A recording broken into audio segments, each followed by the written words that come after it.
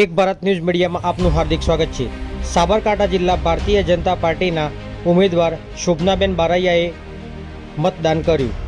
સાબરકાંઠા જિલ્લા લોકસભાના ઉમેદવાર શોભનાબેન બારૈયા અને તેમના પતિ મહેન્દ્રસિંહ બારૈયા દ્વારા પોતાના ગામમાં મતદાન કરાયું હતું। મોટી સંખ્યામાં લોકો વોટિંગમાં જોડાયા હતા।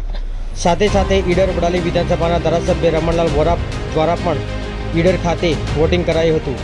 સાબરકાંઠામાં મોટી સંખ્યામાં લોકો મતદાન માટે સવારે ઉમટી પડ્યા હતા। ત્યારે દિવ્યાંગ લોકોએ પણ પોતાના મતનો ઉપયોગ કર્યો હતો અને મતદાન કર્યું હતું। વડાલી તાલુકા પંચાયતના કારોબારી અધ્યક્ષ નિશાબેન નરેશભાઈ પટેલ દ્વારા પણ પોતાના મતનો ઉપયોગ કરીને લોકોને મતદાન કરવા માટે અપીલ કરાઈ હતી।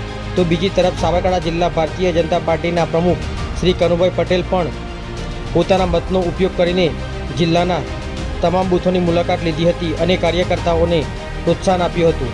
ભારતીય જનતા પાર્ટીના ઉમેદવારના સમર્થનમાં અને રાષ્ટ્રહિત માટે ફરીથી એકવાર નરેન્દ્રભાઈ મોદીની સરકાર બને તે માટે સૌથી વધારે મતદાન થાય તેવા પ્રયત્નો કરવા કાર્યકર્તાઓએ સલાહ સૂચન આપ્યું હતું। પત્રકાર વિશાલ ચૌહાણ, સાબરકાંઠા।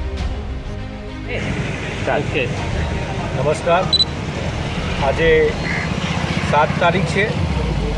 મતદાતા દિવસે હું પોતે પણ મારા બૂથમાં મતદાન કરી અને જુદા જુદા જે બૂથ કેન્દ્રો છે એ બૂથ કેન્દ્રોની મુલાકાત લીધી છે।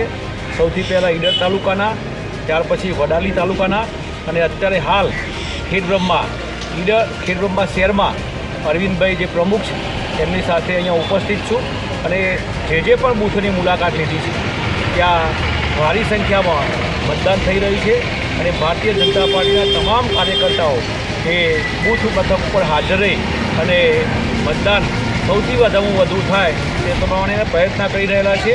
એ બદલ હું ભારતીય જનતા પાર્ટીના તમામ કાર્યકર્તાઓનો આભાર માનું છું અને જે પાટીલ સાહેબે અમારું જે લક્ષ્ય આપ્યું છે 5 લાખ કરતાં પણ વધુ મતોથી આ લોકસભાની સીટ જીતવાનું, તો આવનારા સમયમાં અમારા લોકસભાના ઉમેદવાર છે શોભનાબેન બારૈયા એ 5 લાખ કરતાં પણ વધુ મતોથી જીતવા જઈ રહ્યા છે એવી હું અપેક્ષા રાખું છું। વંદે માતરમ।